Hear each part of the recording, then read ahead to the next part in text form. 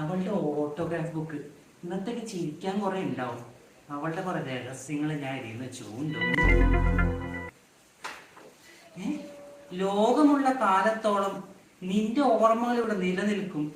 ഓർമ്മകൾ നിലനിൽക്കുന്ന അവളെ കുറിച്ച് മറക്കാനല്ലേ നോക്കാം.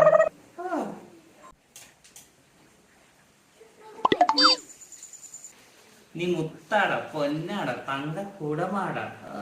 തങ്കക്കുടം വട്ടച്ചട്ടിയാണുള്ളു. നിന്നെ കെട്ടുന്നവൻ ഭാഗ്യവാനാണ്.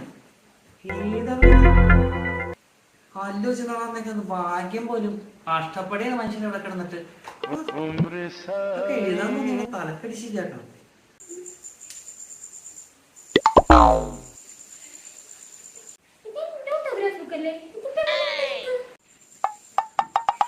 ആ അതൊക്കെ കിട്ടി.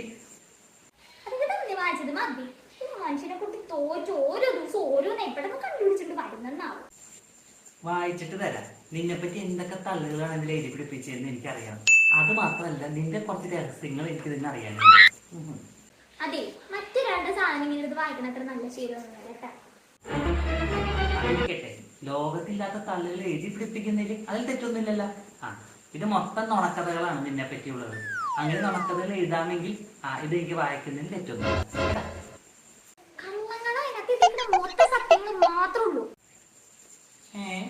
നിന്നെ കുറിച്ച് പിന്നെ ഇതിലുള്ള സത്യങ്ങളാണ് പോലും. ശരി, ഇന്നത്തെ കാലത്ത് രാഷ്ട്രീയക്കാരുടെ പാർട്ടിക്ക് എന്തെങ്കിലും പ്രവർത്തനത്തിന് പോവാൻ തന്നെ ആളെ കിട്ടണമെങ്കിൽ 500 രൂപയും ബിരിയാണിയും ബാറ്റിങ് കൊടുക്കണം. പിന്നെ അന്നത്തെ കാലത്ത് നിന്നെപ്പറ്റി ഇത്ര നല്ല കാര്യങ്ങൾ എഴുതണമെങ്കിൽ നീ എന്തെങ്കിലും കാര്യമായി ചെയ്തിട്ടുണ്ടാവും. അല്ലാതെ നിന്നെ കുറിച്ച് ആരും എന്ത് എഴുതാനാണ്? എന്തെങ്കിലും സത്യങ്ങൾ വേണ്ടേ? എത്രമാത്രം നിന്നെ പൊക്കോ.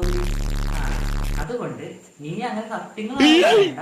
ഇതൊക്കെ അവരെ ഉണ്ടാക്കിയതെന്ന് കണ്ടാലറിയാം. ബാക്കി എന്തൊക്കെയുണ്ടെന്ന് നോക്കട്ടെ.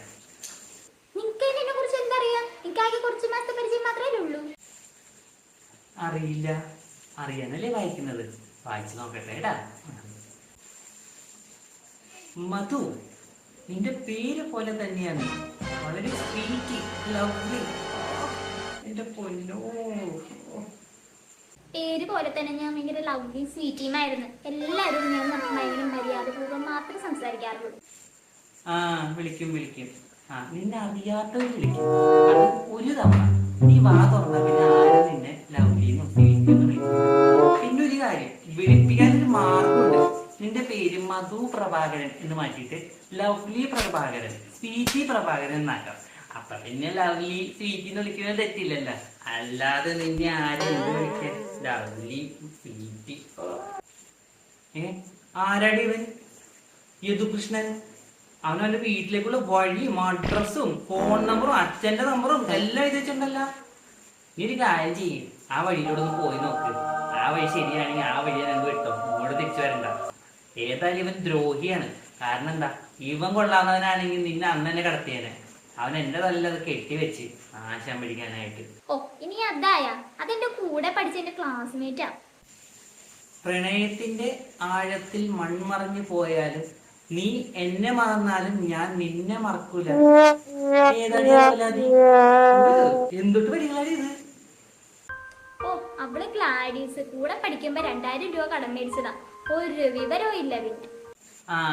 അപ്പൊ പറഞ്ഞത് ശരി തന്നെയാണ്. പക്ഷെ ഒരു തിരുത്തുണ്ട്. പ്രണയത്തിന്റെ ആഴത്തിൽ അവള് മറന്നാലും നീ മറക്കൂലെന്ന് വേണം എഴുതാനായിട്ട്. കാരണം നിന്റെ കാശ് പോയത്. പക്ഷെ ഇപ്പൊ നീ ഓർത്തോ, 2000 രൂപ നീ കൊടുത്തതിന്റെ പേരിലാണ് അവൾ ഇമ്മാതിരി കള്ളത്തരങ്ങൾ എഴുതി പിടിപ്പിച്ചേക്കുന്നത്. അല്ലാതെ നിന്നെ കാര്യം ഓർക്കാനാണ് ആരെങ്കിലും ഓർക്കോ? ഇത്രയും നുണകൾ എഴുതി പിടിപ്പിക്കണേ കാര്യമായിട്ട് നീ എന്തെങ്കിലും ചെയ്ത് കാണും. അല്ലാണ്ട് ആരും നിന്നെ കുറിച്ച് ഇങ്ങനെ എഴുതാൻ ഒരു സാധ്യതയില്ല. എനിക്ക് അറിഞ്ഞൂടെ നിന്നെയൊക്കെ നന്നായിട്ട്. മതി വായിച്ചത്, ഞാൻ കൊണ്ട് അടുപ്പിലിടും. ഞാൻ ഫോട്ടോസ് ആയിട്ട് കോപ്പി എടുത്തിട്ട് തരാം. എപ്പോഴെങ്കിലും മനസ്സൊക്കെ വിഷമിച്ച് ജീവിതം തീർന്നു വിചാരിക്കും ഇതൊക്കെ ഇത് വായിച്ചു വെക്കേണ്ടല്ലോ. ഈ ജീവിക്കാനോ കൊതി വരും. അതുകൊണ്ട് അമ്മാതിരി കിട്ടുക എന്തോണത്. എനിക്ക് ചിലതൊക്കെ പറയാനുണ്ട്. ഞാൻ ചിലതൊക്കെ